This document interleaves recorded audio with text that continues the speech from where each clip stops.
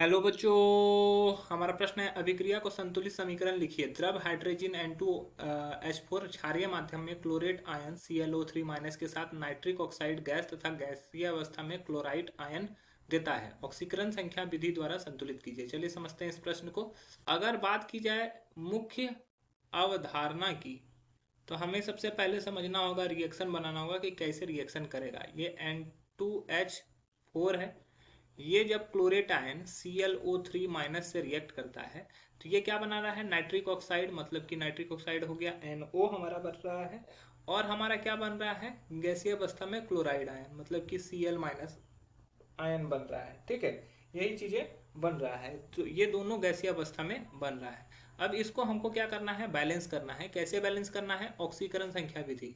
तो हम लोग पहले ऑक्सीकरण संख्या निकाल लेते हैं। तो नाइट्रोजन का ऑक्सीकरण संख्या हमें पता नहीं है, तो x मान लेते हैं। और नाइट्रोजन 2 है तो इसको 2 से मल्टीप्लाई कर देंगे। प्लस हाइड्रोजन का क्या होता है, +1 × 4, इन सभी का योग कितना होना चाहिए, 0। तो 2x + 4 = 0। तो 2x = -4, x = -4/2, मतलब कि तो ये हो जाएगा -2। तो यहाँ पे ये इसका वैल्यू -2। ठीक है। अब NO में देखोगे तो नाइट्रोजन का x ऑक्सीजन का होता है +-2 = 0। तो x का वैल्यू +2। तो यहाँ ऑक्सीडेशन नंबर क्या हो गया, +2 हो गया। क्लोरीन का ऑक्सीडेशन नंबर अगर यहाँ पे देखोगे तो x मान लेते हैं। x ऑक्सीजन का होता है -2 × 3, इन सभी का योग कितना होना चाहिए, -1। x -6 = -1, x = -1 + 6, x का वैल्यू क्या हो रहा है, +5 आ रहा है। और यहाँ पर क्या है, माइनस है तो -1 है। तो यहाँ से यहाँ पर क्या हो रहा है, ये हमारा ऑक्सीकरण संख्या बढ़ रहा है, ऑक्सीकरण हो रहा है, ऑक्सीकरण हो रहा है। और यहाँ पे हमारा क्या हो रहा है, ऑक्सीकरण संख्या घट रहा है, तो मतलब कि हमारा अवकरण हो रहा है।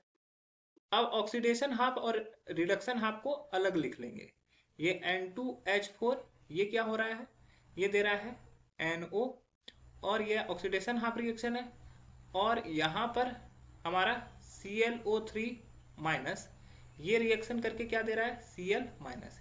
यहाँ पे ऑक्सीडेशन नंबर इसका क्या है, -2, -2 है, और यहाँ पे +2। अब यहाँ पर क्या है, पहले हम लोग यहाँ पे ऑक्सीजन और हाइड्रोजन को छोड़कर अन्य सभी को बैलेंस कर लेंगे। ठीक है। तो अगर यहाँ ध्यान से देखोगे तो क्लोरीन बैलेंस है लेकिन नाइट्रोजन बैलेंस नहीं है। नाइट्रोजन को बैलेंस करने के लिए हम लोग क्या कर लेंगे, 2 से मल्टीप्लाई कर देंगे। ठीक है। तो टोटल यहाँ पर जो ध्यान से अगर देखा जाए, ठीक है, तो यहाँ पर ऑक्सीडेशन नंबर में क्या होगा कि total decrease in oxidation number कितना हुआ, एन के ऑक्सीडेशन नंबर में कितना डिक्रीज हुआ, तो टोटल यहाँ पर 4 का डिक्रीज हुआ है। यहाँ पर कितना हुआ है, -2 से +2 पे गया है, तो 4 का अंतर आया है। यहाँ पर 4 का अंतर आया है। और यहाँ पे कितना का अंतर आया है, तो यहाँ पे +5 से -1 गया है, तो यहाँ पे 6 का अंतर आया है। तो यहाँ पर एक परमाणु में 4 का अंतर हो गया। अगर एक परमाणु में 4 का अंतर है तो यहाँ पे N2 के 2 परमाणु है, यहाँ भी N2 के 2 परमाणु है, तो टोटल कितना का अंतर हो जाएगा, टोटल 8 का अंतर हो जाएगा। ठीक है। और यहाँ पर 6 का अंतर है, को अगर हम लोग 3 से मल्टीप्लाई कर दें और इसको हम लोग 4 से मल्टीप्लाई कर दें तो ये क्या हो जाएगा, बराबर हो जाएगा। ठीक है। ये 8 के 24 और ये 6 चौके 24, तो यहाँ पर ये जो डिफरेंस हुआ है वो बराबर हो जाएगा। जितना ऑक्सीडेशन मतलब कि जितना भी ऑक्सीकरण संख्या बढ़ेगा उतना ही ऑक्सीकरण संख्या घट जाएगा।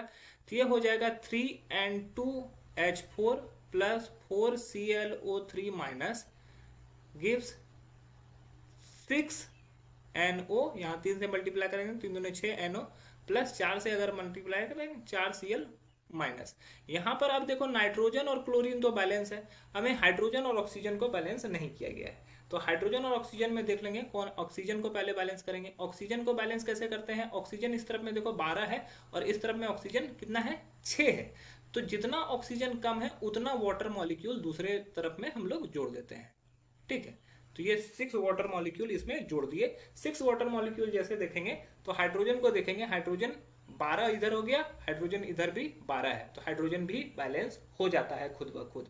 तो यही हमारा बैलेंस रिएक्शन हुआ, यही ऑक्सीडेशन नंबर मेथड से बैलेंस होता है। आशा है यह प्रश्न आपको समझ में आया होगा। धन्यवाद।